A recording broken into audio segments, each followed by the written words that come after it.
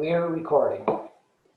Hi there, everybody. This is Crazy John. We're here at OSH Radio, and today we're trying a different recording.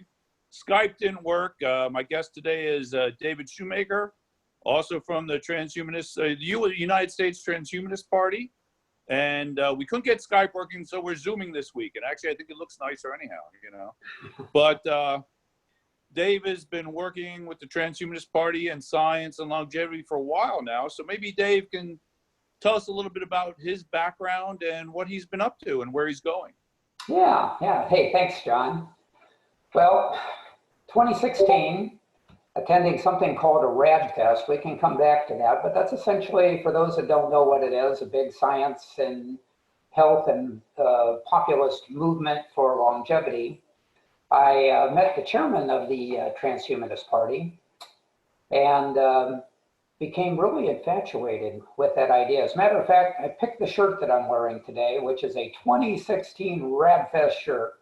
And if I was to stand up, it says, pumped for the future. So I've always been very, very interested in the future for many decades, started way back at 10 years old, but we won't go back there and highlight all of that.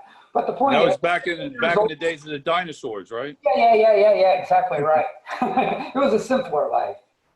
Now I'll let you do the math. We were working on putting astronauts in orbit and then, eventually to the moon back when I was about 10 years old. And that really captured my interest, not only in things like spaceflight, which I'm still very interested in, but also transportation and just about anything. I started looking at that.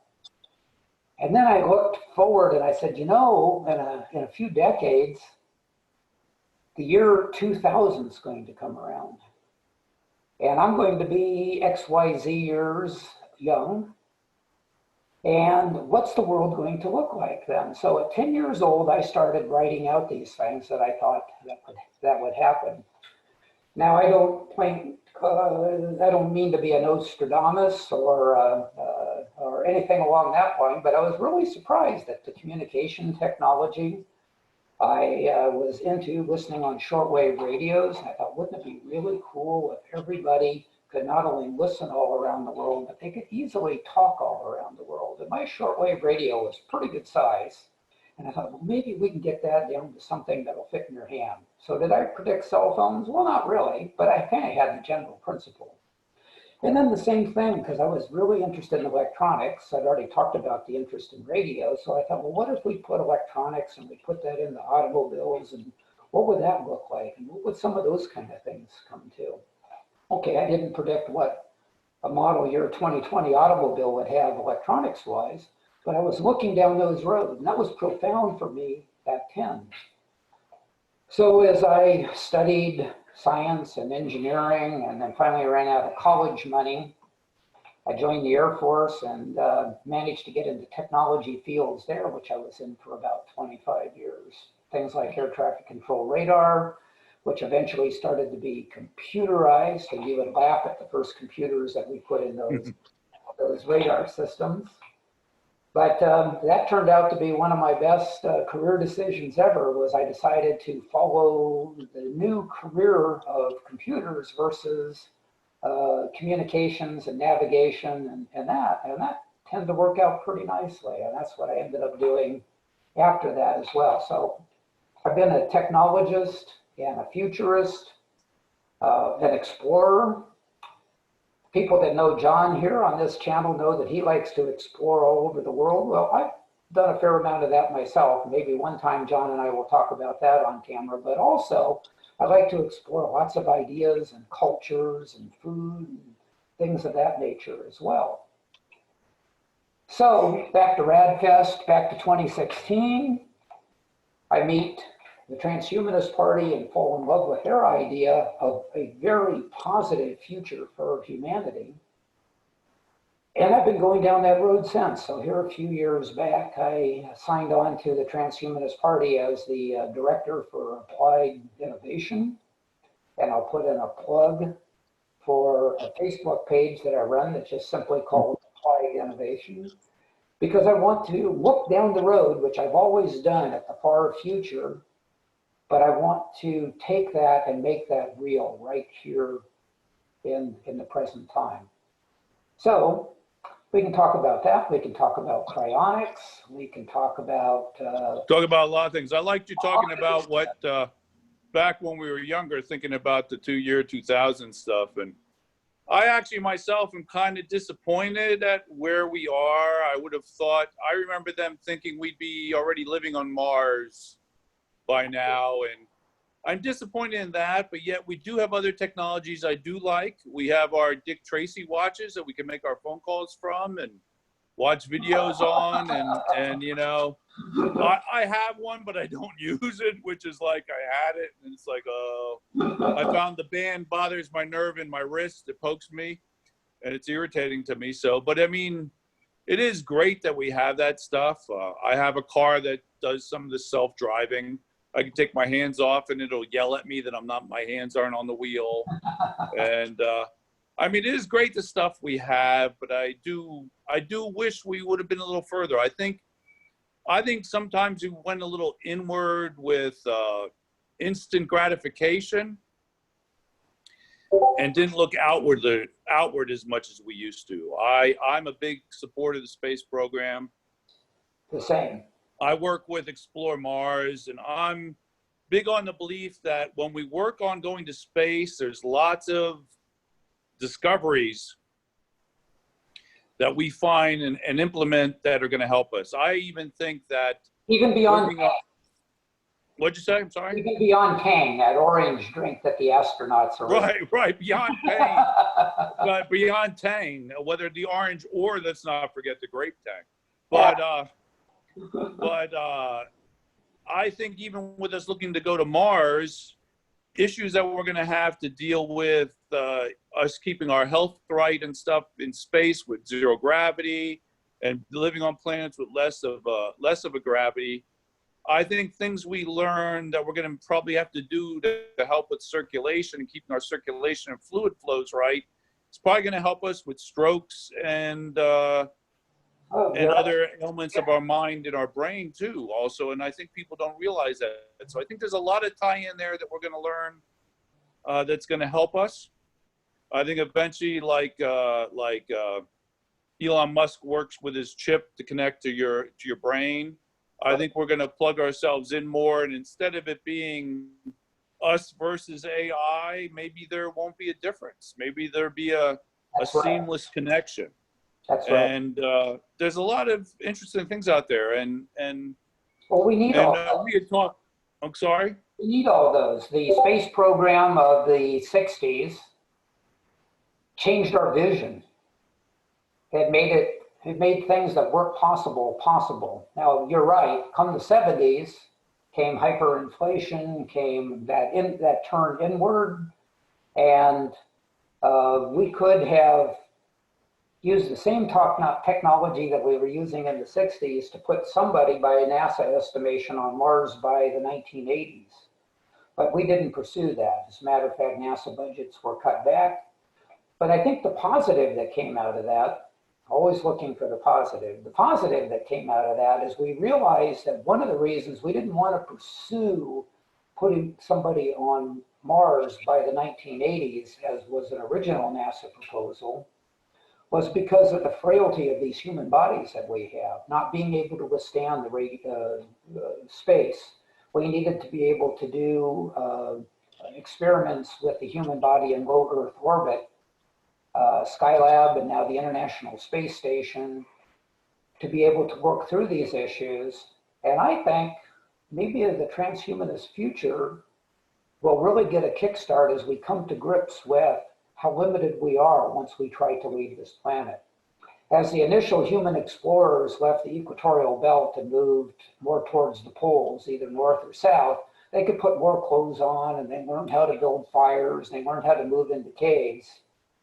We've got to do that kind of equivalent moving into space, or we've got to change ourselves so that radiation doesn't bother us, so that lack of gravity doesn't bother us, that we don't have to go around creating a little mini Earth bubble wherever we go so that we can survive.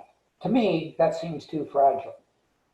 I want to be able to adapt myself. If I was to go to Mars, and I do hope to, and that's the discussion yet for yet another show, is if I'm going to be there in much lighter gravity, and maybe for a long time, if we don't terraform, or it takes decades or longer to terraform, we need to be able to operate in a very thin Martian atmosphere. We can try to make all of Mars a bubble that's Earth-like, or we can adapt ourselves to the conditions that's there. The same if we want to go live in the moons of Jupiter and Saturn. As a matter of fact, we need to be adaptable enough that we can move through space and then to any of these destinations without needing to carry this little bubble of Earth around with us. What do you think of that, Johnny? Oh no, I like my little bubble. No, I'm not kidding.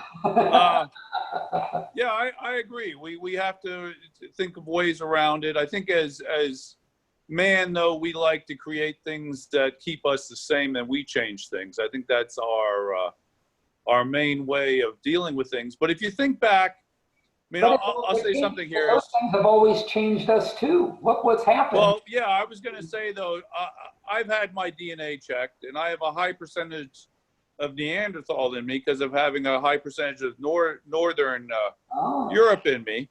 And people always think that the Homo sapiens outlived the Neanderthals when they don't realize, actually, I always joke and say there was no Netflix back then. So when you raided a place, other things happened, let's say, and we kind of absorbed the Neanderthals into the Homo sapien race. But my point is, they were better suited for the cold weather and the different climate of the Northern Europe. And in all reality, us absorbing them changed us slightly genetically that actually helped us. Yes. And so man has done this, has altered themselves without realizing it. We didn't kill off the Neanderthals, we absorbed them. We used their genetics that was adapted to the area they lived to make ourselves better and to augment ourselves. Right. Things you will find, like the more pure Homo sapiens have like sickle cell anemia and different issues that the ones that are, maybe you could say diluted, but we're not really diluted. We've actually been improved by... Enhanced. We started enhancing the human race a long time ago. Exactly. So we did it in different manners, and it's the same thing when people talk about people genetically altering food. Right. We've been genetically altering food for years. We've just been using different methods to do it. That's right. Corn didn't look like corn. Stuff didn't look like stuff. We've been editing and playing with stuff for a while. What natural corn looked like, they probably wouldn't want to eat it. Exactly. So man has been already making changes. I mean, is the rate at which we might be able to make them scary? Yes, but everything speeds up, and that's kind of the way it is. Now, you made me think about something. Now, the Transhumanist Party, you know, we talked a little bit earlier about getting out there and helping to promote longevity and different things, and getting that out there that people knows. It made me think of, you know, I always loved Apple, the Apple computers. And, you know, the founder of Apple was very big on making people realize that they needed something that they didn't know they need. And maybe that's the role that we should take in this day and age, is to get people to realize that worrying about their health and longevity and the betterment of the race in different ways, of the human race, is a priority that they should be looking at. And maybe we do have to get on that, sort of like Steve Jobs did, and make people realize there's things out there they might not realize they need, but if they got them, they would really be happy with it. And we may have some allies that don't realize that they're allies to us. It occurs to me as we're talking about Mars. Let's keep that theme. So if it takes 18 months to get to Mars, that's 18 months where we need to probably limit resources and do a number of different things. So maybe we can slow down human body processes with cold or whatever that case might be. If we lengthen health span and lifespan, that trip to Mars doesn't have to become a one-way trip. Right, exactly. So yeah, or it's the same traveling much further out to the moons of Jupiter and Saturn, which we'll be talking about at some point after Mars. Those don't have to be Well, I one. think talking about the trip to Mars, I forget what year it is. I think is it 2030 or 2033? It's like the ideal year to go because of Behind it. right. So it would take less time to go and come back. So there are times that are ideal for that also to make it a little better for people to My travel. point is that if you live to be 40 years old, and then you live to be 80 years old, you have twice as much time. Then Yes, very true. invest in things has less impact. So that's the same true if we take human longevity and health span and take that from the 80 something that people typically get and turn that into 160, that changes things considerably. How much time to train and education and those type of things, and what does that do to your long range vision that sometimes we find ourselves as humans lacking? Well, I mentioned earlier before this too about you talking about who's going to be our, you know, along with us on this. And I talked about during this time of people being concerned with rights and liberties that I have reached out to do some dealings and to help support the Gray Panthers. And people didn't know the Gray Panthers was a group that was founded to make sure the rights of people over 50 and above were made sure they were considered and that they were getting the right rights. And I think that is important today. And I think that's a great tie-in with transhumanists and wanting longevity and stuff. And it's a great tie-in that people might not have realized that it is in sync with what we're thinking about. And I hate to say it, like we said earlier, that sometimes when you're younger, you feel immortal and you're never going to die. And then when you get older, you realize, oh, I'm not going to be immortal. I mean, I don't know, when does that sit in, Dave? I think it's somewhere in our late 40s when we finally realize it's not going to, we're not healing as well. I don't know what you think, but I think that's when it really hit me.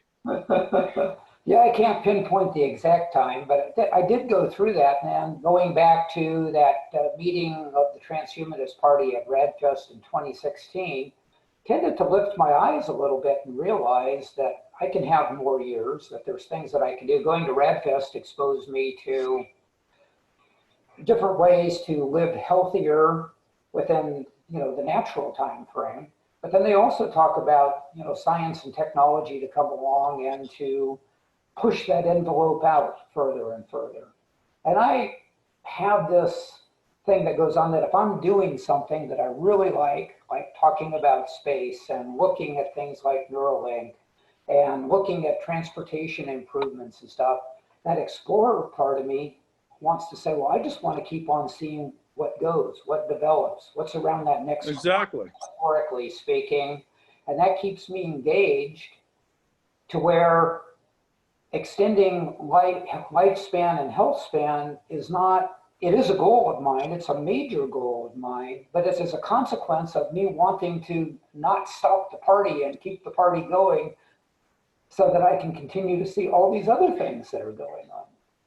Sometimes I just want to be here to see how it ends. If it ends, or see where it goes. I mean, that is the main thing. Yeah, that's right. So yeah, so that's what brought me into transhumanism. That's what fires me up to work on innovations that we can use every day, not just the ones that are often in the distant future. So I love scurrying through magazines and newspapers and looking at things that, well, actually my ideal article to put on of the applied innovation page is something that sounds like science fiction that you can do today, because that expands my mind and hopefully it expands the minds of the readers that look at that page and go, oh, I didn't know we could do that. If we can do that, what else can we do? And that's that vision lifting that I think is just so beneficial to moving this forward. I think what is that saying? You know, without a vision, the people perish. Well, Yeah, I that's think I agree with that. yeah. You have to always have goals and be working towards something. You do.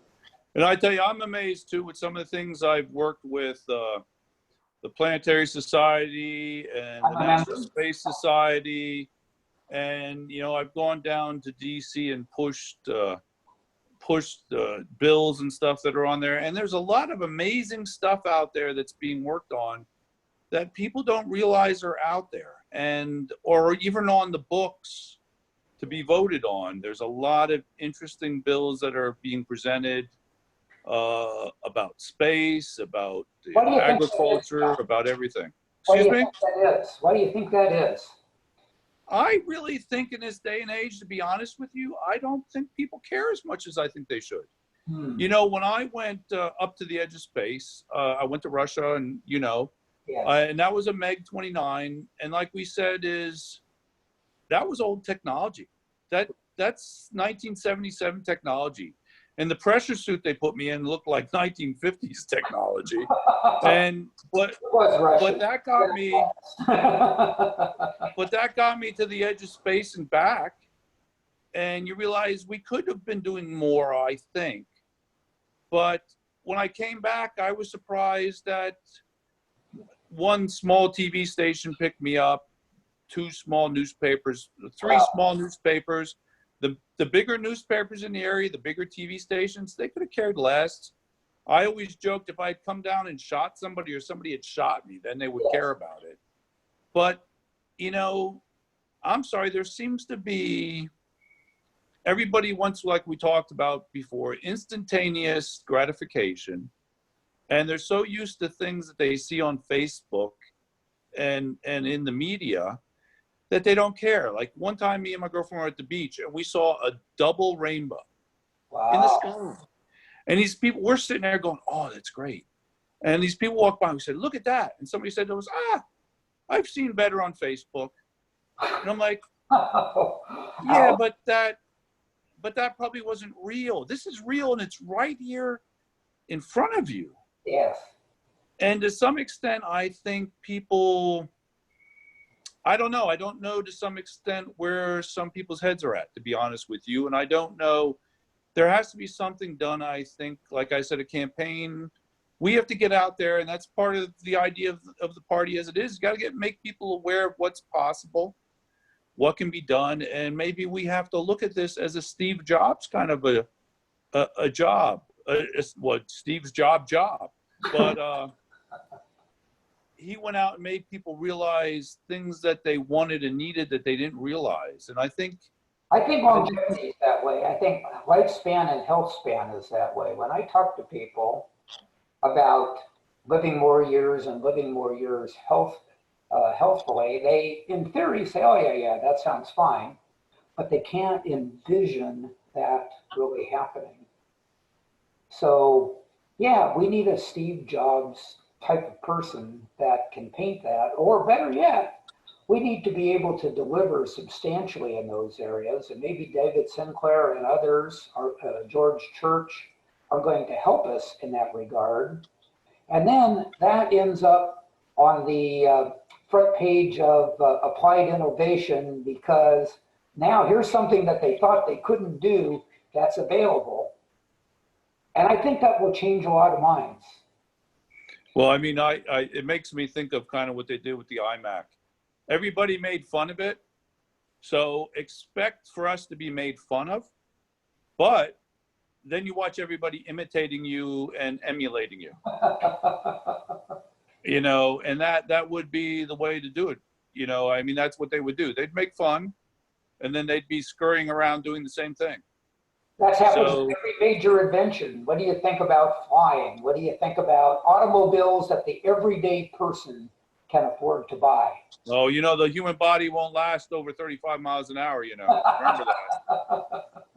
And yeah. I remember even in my own lifetime that color TVs were going to fry our brains, and microwave ovens in our kitchens, we'd all be dead. That's another show.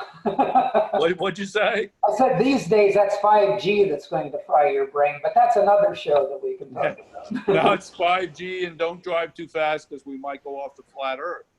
A matter of fact, I get those questions with having gone to space. You went up there. Is the Earth round? And you know, if you say yes, they say, oh, you know, that's because of the curvature of the cockpit's glass makes it look curved. Is that what's going on with the picture behind you right now? Yes, exactly. It's the cockpit's curved lens. I was actually told that by people. You know, that's why I saw the curved Earth. I was talking to a woman about a supermoon low on the horizon here in the Phoenix area. That's where I'm at. We have a lot of clear viewing skies, as you might guess. So the moon was just absolutely big and beautiful low on the horizon. And I started to try to explain to her about the additional atmosphere and what the refraction does to make the moon look artificially big, and it'll look smaller once it gets up higher in the sky. And she cut me off and said, no, the moon's bigger because it's closer. It's closer when it's on the horizon. Well, I guess so, because it has an elliptical. It has an elliptical around the Earth, so it's closer sometimes. And that also makes more waves and stuff then too, and hurricanes. And that's a good theory. I like it. But you got to watch, because when it's too close, then the dragons might jump from the edge of the Earth onto the moon. Oh yeah. I don't know. I had to write a paper here a while back. I'm doing some more university classes for fun, and the paper was on critical thinking. So I had to write a paper on on human fallacies, and it was a good refresher about how it's so easy to get trapped, you know, into these things. One of them you touched on earlier, which was, you know, human negativity bias. That story of you going to the edge of space. What if that plane had blown up? I did get that. What if to the paper?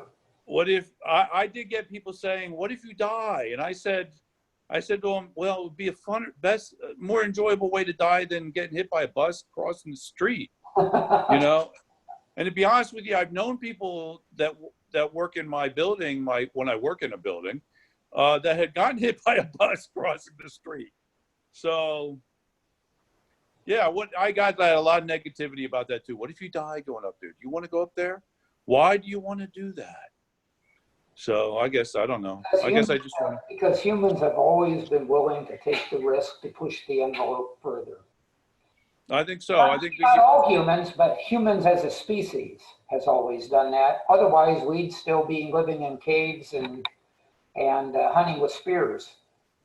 Well, it's interesting you say that, because as far as genetics, the gene for ADD and ADH actually has been what helps us want to be more explorers. And it's funny because the nomadic races that have traveled from, say, Asia over down and through into North America and down into South America have some of the highest genetics for ADD and ADH. Wow. And it's interesting because the genetics for something you think would be a detriment is actually, like we were talking before, is an improvement, because it makes man want to explore and do things. Yes. You know, so it's interesting if you look at the genetics, and like you said before, we kind of augmented ourselves. We did. And every technology we've employed has changed us, which is also a form of augmentation. Well, I tell you one thing. I used to have karate studios, and I used to like to specialize in teaching kids. And a lot of the kids that I taught that actually had some ADD and ADH, I actually enjoyed them better and found them to be more inquisitive and more active than some of the other children. And I myself found it a good trait, not a bad trait. Yeah. So it's interesting to me, some of the things that we think. You don't want man to be docile. You want him to be yearning and wanting more. And although it doesn't fit, he doesn't fit as good that way as a cog in the machine for the human race as a whole. Those are the people that are the movers and shakers. Yeah. And we have to cultivate that, I think. and get that out there. And that's probably a role that we should be doing too. That's some of that Steve Jobs role. We have to, get that out there, make people realize what they need. And we have some ideas out there that'll help the human race. And I'm glad you brought us back to that, because I want to put in a plug for the Transhumanist Party, the background that's behind me, that you and I are both officers in. People that are listening to this, even if you've done it before, go out to transhumanist-party.org and take a look around. Out there, you're going to find, well, my bio and John's bio about what we do for the Transhumanist Party. You're going to find out there what the three essential elements of the Transhumanist Party are, and you're going to find platform planks. We talk about everything moving us as humans forward. Take a look at that. Make up your mind for yourself what you can do for yourself, for your others, and if you won't do it for that, then look at your grandkids or your kids and decide what you're going to do for them to make the world a better place. I'm thinking you're going to find some things that you like out there to read. I kind of like what you just said, Dave, and actually I think that's a good segue for being the end of this session, to tell you the truth. Okay. I'm actually thinking we should try to make this a monthly or every 2 months interview and come up with some new topics. And I think this is great. This is the first time I've had you on here. Me and you've talked before many times, met in person. We have to do more again of that once this COVID thing is better, or next time there's a window when I can fly to Phoenix. I've been itching to come out there, so. Love to have you. Have a spare bedroom for you, John. Well, thanks for being with us today, Dave, and we will talk soon and give people some more information on what we're up to and what we've done. And why don't you plug the websites again where people can see what you're up to and what you're working on one more time before we leave? Okay, transhumanistparty.org, and on Facebook, just go out and search for Applied Innovation. And if you can't find that, you can email me through the Transhumanist Party website and I'll get you connected up. Well, thank you again, Dave. And if I don't talk to you soon, I'll talk to you in 200 years. How's that sound? No. Sounds good. So here's Charlie Kim, our presidential candidate, his favorite salute. See you, John. Live long and prosper. Live long and prosper.